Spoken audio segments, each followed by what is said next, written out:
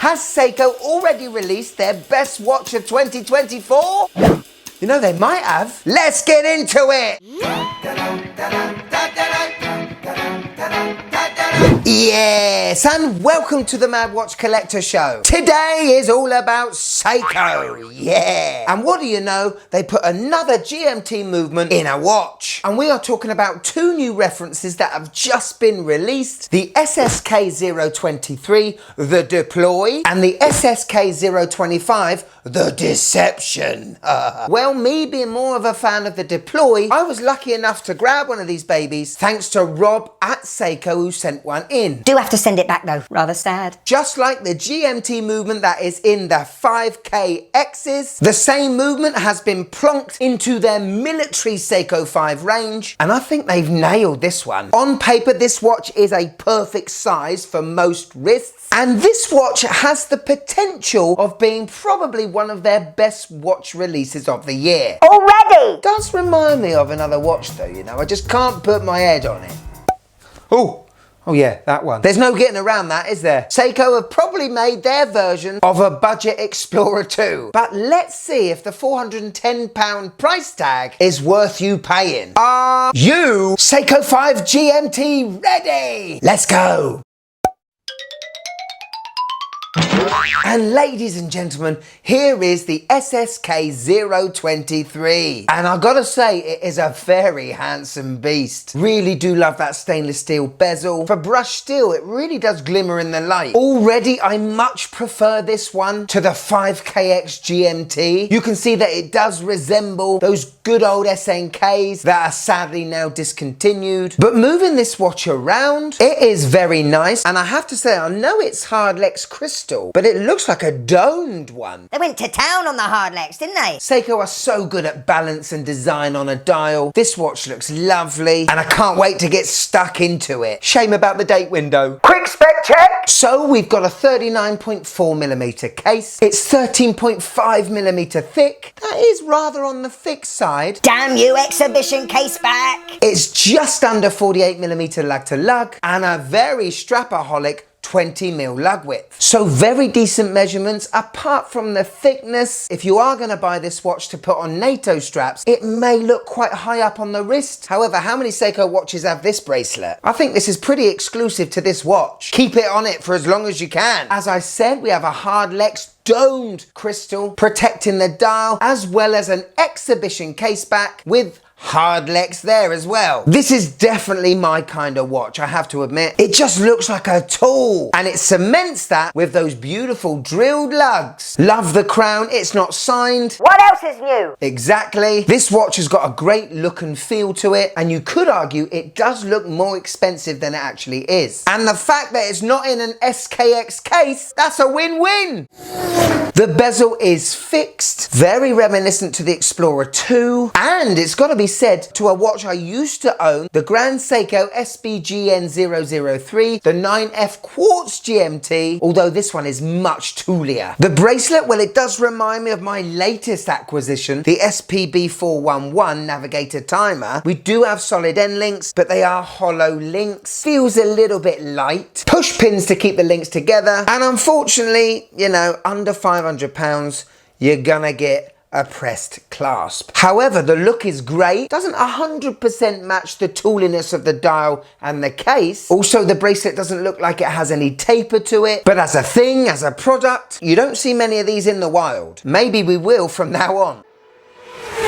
Okay, let's look at the face. Dial time. And I've got to say, I love it. The base is matte black, and it looks like the square and triangle indices, as well as the numerals, may not be applied, but pressed. Obviously a bit of a cost-cutting thing, isn't it? But they still look pretty darn cool. The framing of those indices look as brushed as the handset, which I really do like. And the lume in them is a definite different color to the numerals. I'll be interested to see how well these glow. The handset is lovely and simple. The tip of the seconds hand and the GMT hand are in orange, and that matches the GMT text underneath the hand stack. We've got the military time going inside the numerals, printed in silver, and we have an applied Seiko. That's pretty nifty. We do have a framed date window at the 3 o'clock. I would have much prefer they leave the frame and just facet it into the date wheel. So we've got lume on these shapes going around the outside of the dial. We've got lume on the numerals and lume on the handset. Out of 10, let's see how this puppy glows.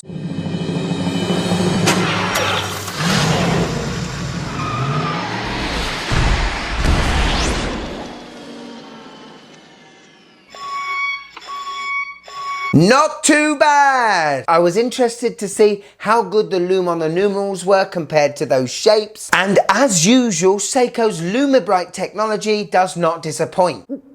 So powering this beast is a Seiko in-house 4R34 movement. It's a movement with a GMT complication, and it's what they call an office or cooler GMT, which basically means you can independently move that GMT hand without disturbing your local time. Anyway, this crown is not screw-in. Putting power into this watch feels like your regular NH35. Pull it out to the first position, turn it away from you. You can move that GMT hand in every 30-minute increments. Turn the crown towards you and you can change the date. Pull the crown out to the last position, the seconds hand stops, and you can set the time. Push it back in and away we go. Hello. On my 6.5-inch wrist, and this watch looks lovely. It's not been sized because I do need to take it back, but the bracelet has a feel of a more robust Jubilee. It's going to be very comfortable. Although the watch does have a bit of girth to it, you don't really see it once it's on your wrist. And I've got to say, the look of this thing is magnificent. This is another one of those watches that were built for the outdoors. If you've not gone out and been camping at least twice, or made your own fire to toast marshmallows on, I think you should be giving this one back. This is a proper adventurer's tool. Yes, it does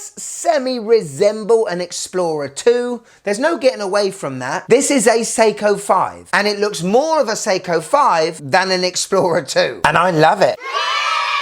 So there we go, the SSK 023, the Deploy. What did you think?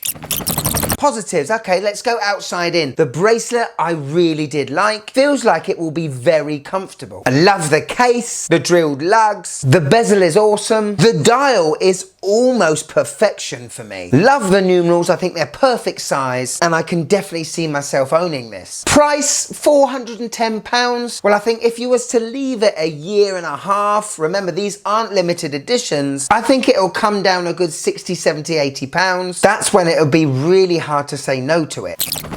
I don't like the date window. I think they've cheapened the look, but that's about it really. Yes, overall, I think it is a winner. Like all brand new watches in 2024, it's a little bit overpriced, but it is still what I would call affordable under that £500 bracket. This is a watch with a movement you're gonna have for a long, long time. A beautiful rough and tumble Seiko GMT with a glossy date window. So here it is, my wife's thoughts on the SSK 023 Seiko 5 GMT. Looks like a Lego bracelet. Like the colouring of the hands against the dial. Quite like the face, but the strap lets it down. I'd probably swap it for a fabric one. Jeez Louise, is my wife turning into a watch collector? She likes it. Thank you so much for watching till the end of this show. If you want to become a member, and lots of people do, some of them, click there. If you want some merch, everyone does. Click down there. It's down there somewhere. But if I've got you for a few more minutes, why don't you check this one out? It's this watch. A watch that I designed. Oh, it's pretty sweet. It's only just come out. Go on, click it. Click it!